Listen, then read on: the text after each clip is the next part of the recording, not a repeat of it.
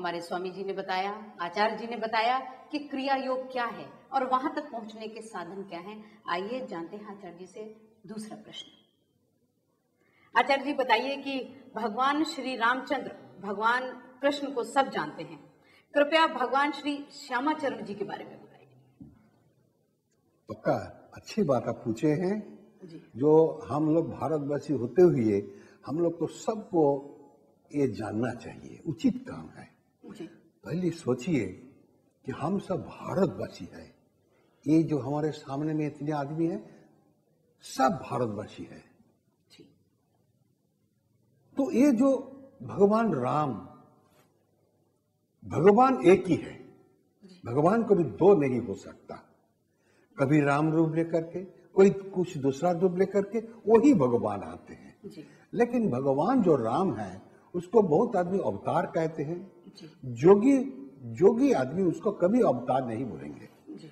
वो है आत्मा राम। जी। ये आत्मा राम, इनको अयोध्यावासी कहते हैं कि अयोध्या जहां युद्ध नहीं है, लड़ाई खत्म हो गया, वो है अयोध्या। तो ये जो शरीर है हमारे भीतर, इसमें जो आत्मा राम बैठे हैं उसको जानने के लिए हम कोशिश करें एक क्रियायोग के माध्यम में, तो सबसे बड़ा एनिमी हमारे भीतर दो है। जी। एक है हमारा प्रवृत्ति पक्ष और एक है हमारे भीतर निवृत्ति पक्ष। तो निवृत्ति पक्ष चाहते हैं कि हम उसको जानें और प्रवृत्ति पक्ष कहते हैं कि मत जानो। उसको जानोगे तो तुमको हमारा जो देने वाले हैं हम नहीं देंगे। यही दोनों का जो लड़ाई है, यही रामायण का युद्ध है। वो रावण और राम से, यही दोनों का, राम मतलब आत्मा राम और रावण मीन्स हमारे भीतर जितना सेंसेस, जितना इंद्रिय है। ये जो इंद्रिय है ये हमको हमेशा आत्माराम से दूर हटा करके रख दिया। लेकिन बात यह है कि ब्रह्म के नेक्स्ट स्टेप है आत्मा। जब हमारे ये देश भारत जब अतीत में सत्ययुग में था, तो सत्ययुग से जब ऊपर उठ गए तो उधर से फिर धीरे धीरे नीचे आता है। तो नीचे जब आता है तो एक राउंड शेप हम बना लिया, तो इधर से इसको हप कर दिया। तो बाएं वाले जितना है 50%, उसको सोच लीजिए कि वो सत्ययुग है। अब इधर से एक तो ऐसा दाग लगाया, तो मान लीजिए कि 13-15% जो है वो त्रेतायुग है। इसके बाद 15% है द्वापर युग और 5% है कलियुग। ये 1 लाख एक 1 राउंड में आ जाता है। ये हमारा भारत का सनातन धर्म में यही चीज का शिक्षा है। लेकिन ये जोगी छोड़ करके कोई जानते नहीं, कोई मानता भी नहीं। तो भगवान भी कहते हैं कि हे अर्जुन, तुम जोगी बन जाओ तो मुझको पूरा मिलेगा।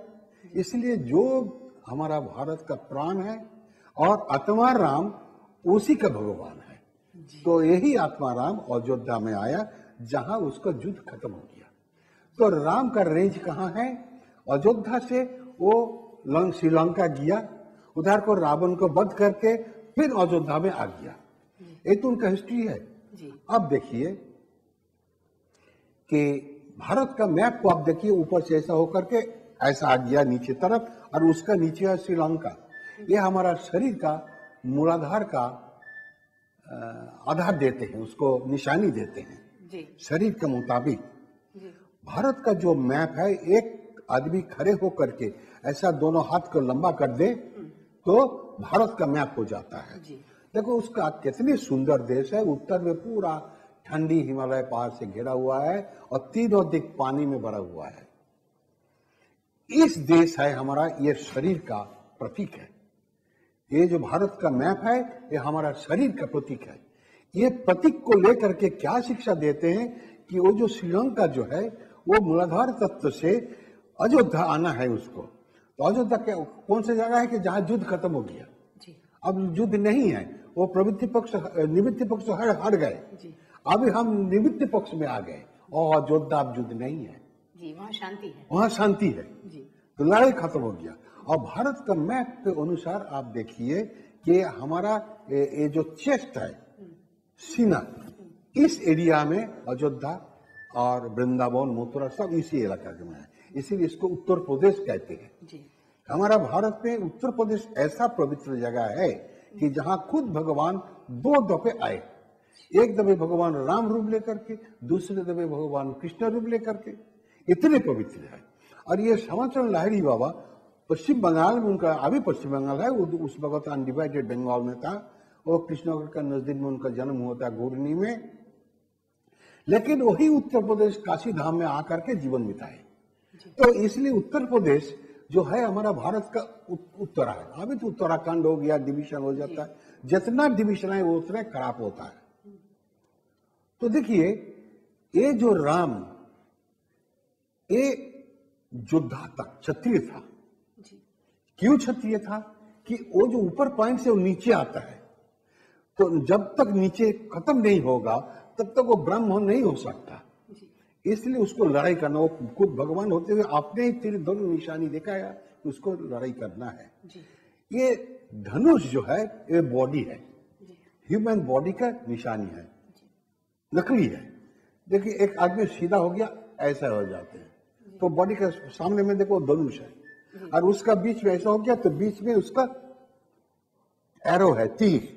तो ये हमारा नाभि से, नेवल एरिया, नेवल होल से ये सांसा खींचता है और छोड़ता है। तो इसीलिए खींचता है, छोड़ता है, एरो। यही युद्ध है, यही प्राणायाम है। तो यही प्राणायाम में क्या है, देखो शास्त्र कहते हैं प्राणायाम महाधर्म वेदा नाम गोचर। तो ये जो प्राणायाम है इसी को महाधर्म है, इसको तुमको करना है, यही क्रिया योग का मेन चीज है। तो ये आत्माराम का यही शिक्षा है। अब देखिए, ये तो बोलने से तो बहुत टाइम लग जाएगा, तो हम जनता को यही कहना चाहते हैं कि ये आत्माराम आपके भीतर है, वो बाहर का नहीं। अयोध्या आपके भीतर है, वो श्रीलंका जो जिसको हम लोग मूलाधार तत्व कहते हैं आपके भीतर है, ये सब आपके भीतर है। इसीलिए इस शरीर को क्या कहते हैं हमारे शास्त्र में, आप सब सुन के देखिए। देहस्था सर्वविद्याश्च, देहस्था सर्वदेवता, देहस्था सर्वतीर्थानि गुरु वाक्येन लभ्यते। ये शरीर के भीतर जितनी देव देवी सब है, जितने तीर्थ है, जितनी ज्ञान है, आत्मज्ञान सब इसके भीतर है। लेकिन ये विनाशी है। ये शरीर के एक दिन जन्म हुआ, एक दिन इसको खत्म हो जाएगा, मर जाएंगे। लेकिन जब तक शरीर है तो उसका एक ही काम है कि क्रिया जो तुम करो, तब तुमको अपने को आपको जान जाओगे कि तुम खुद आत्माराम है। तो उसी का निशानी है वो तीर और धनुष। इसी से भगवान रामचंद्र ने लड़ाई किया और तत्प्राणायाम किया, अपने को जोगी बन गए और ऐसा बैठ गया, बस उनका छुट्टी मिल गया।